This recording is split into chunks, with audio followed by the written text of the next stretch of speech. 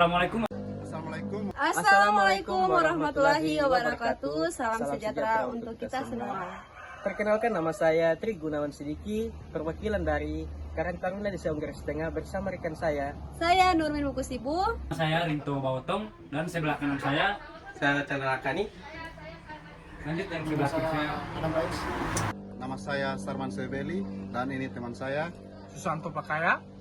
Kami akan menyampaikan hasil output sosialisasi oleh mahasiswa KKNPK UNG tentang pencegahan stunting dan pernikahan dini. Odu Olo, mengotot nama dua itu, mari sama-sama kita cegah stunting dan pernikahan dini. Baik, di sini saya akan menjelaskan apa itu pernikahan dini. Menurut WHO, pernikahan dini adalah pernikahan yang dilakukan oleh pasangan atau salah satu pasangan masih dikategorikan anak-anak atau remaja yang berusia di bawah usia 19 tahun. Menurut Undang-Undang Republik Indonesia Nomor 1 Tahun 1974, Pasal 7 Ayat 1 menyatakan bahwa pernikahan hanya diizinkan jika pihak pria sudah mencapai umur 19 tahun dan pihak wanita sudah umur 16 tahun. Apabila masih di bawah umur tersebut, maka dinamakan pernikahan dini.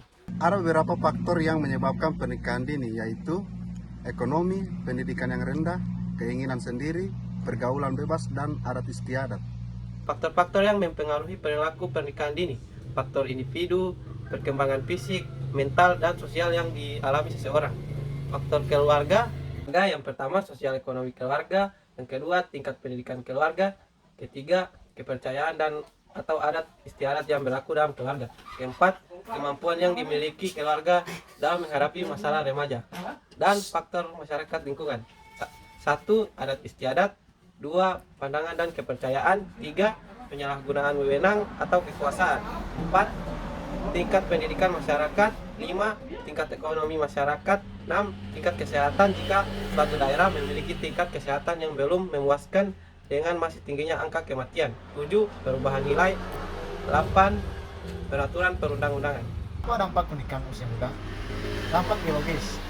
Anak secara biologis, alat-alat reproduksinya masih dalam proses pertumbuhan menuju kematangan sehingga belum siap untuk melakukan hubungan seksual. Dampak psikologis. Secara psikis, anak belum siap mengerti tentang hubungan seksual sehingga akan menimbulkan trauma yang berkepanjangan dalam jiwa anak dan sulit disembuhkan. Dampak ekonomi. Menyebabkan sulitnya peningkatan pendapatan keluarga sehingga kegagalan keluarga dalam melewati berbagai macam permasalahan terutama masalah ekonomi. Meningkatkan risiko perceraian. Dampak pernikahan dini pada kehamilan. Perempuan yang hamil pada usia remaja cenderung memiliki risiko kehamilan dikarenakan kurang pengetahuan dan ketidakpastian dalam menghadapi kehamilannya. Kematian maternal pada wanita hamil dan melahirkan usia di bawah 20 tahun 2-5 kali lipat lebih tinggi daripada kematian yang terjadi pada usia 20-29 tahun. Dampak pernikahan dini pada proses persalinan. Bagi seorang perempuan, melahirkan di bawah usia 20 tahun memiliki resiko yang lebih tinggi. Resiko yang mungkin akan terjadi adalah yang pertama yaitu prematur. Kelahiran bayi sebelum usia kehamilan 37 minggu. Yang kedua, BBLR, berat badan lahir rendah, yaitu berat badan lahir kurang dari 2.500 gram. Bagaimana cara mencegah pernikahan dini? Ada 4. Yang pertama, meningkatkan pengetahuan remaja tentang arti dan peran pernikahan serta akibat negatif yang ditimbulkan. Yang kedua, mencegah remaja yang sudah berkeluarga supaya tidak segera hamil. Yang ketiga, penyuluhan kepada keluarga agar menghilangkan kebiasaan keluarga untuk mengawinkan anak dalam usia muda. Yang keempat, melakukan sosialisasi untuk menghilangkan budaya menikah muda. Baik, itulah penjelasan dari teman saya tentang materi pernikahan dini. Selanjutnya kita akan lanjut di stunting, karena paling banyak dampak dari pernikahan dini itu adalah stunting, kelahiran stunting. Apa itu stunting? Jadi stunting itu kondisi gagal tumbuh pada anak balita atau bayi bawah 5 tahun akibat kekurangan gizi kronis, terutama pada 1000 hari pertama kehidupan. Yang kedua, penyebab stunting antara lain yang pertama asupan gizi dan status kesehatan, meliputi ketahanan pangan atau ketersediaan, keterjangkauan dan akses pangan bergizi. Yang kedua, lingkungan sosial atau norma makanan bayi dan anak. Yang ketiga, lingkungan kesehatan atau akses pelayanan preventif dan kuratif.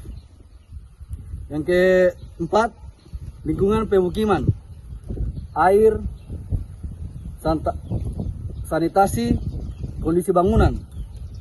Yang kelima, ibu hamil dengan konsumsi asupan gizi yang rendah, ditambah jika ada infeksi sehingga bayi yang lahir bisa berat badan lahir rendah.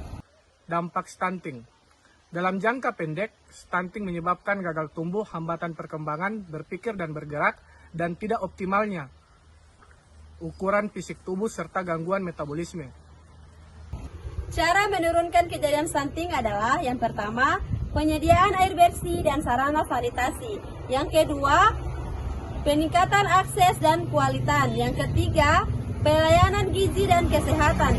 Yang keempat, meningkatkan kesadaran. Dan yang kelima, komitmen dan praktik pengasuhan gizi ibu dan anak. Dan yang terakhir, peningkatan akses pangan dan gizi.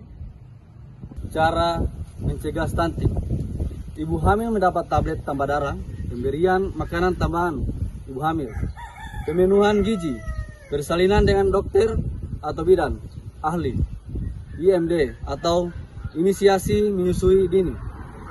Berikan ASI eksklusif para bayi hingga usia 6 bulan. Berikan makanan pendamping ASI untuk bayi di atas 6 bulan hingga 2 tahun. Berikan imunisasi dasar lengkap dan vitamin A. Pantau pertumbuhan balita di posyandu terdekat. Lakukan perilaku hidup bersih dan sehat.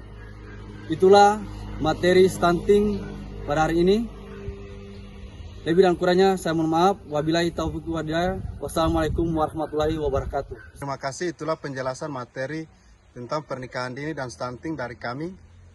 Dan selanjutnya, kami berterima kasih kepada mahasiswa KKNPK 2024 yang bertugas di Desa Unggas Tengah karena tengah melakukan sosialisasi stunting dan pernikahan dini, dan kami membuat video output insya Allah akan tersalurkan kepada masyarakat dan akan mengurangi angka pernikahan dini dan stunting di Desa Unggas Tengah. Billahi taufiq wal hidayah. Wassalamualaikum warahmatullahi wabarakatuh. Saya Sarwan Sebeli. Dan saya Santo Pakaya. Terima kasih. Terima kasih.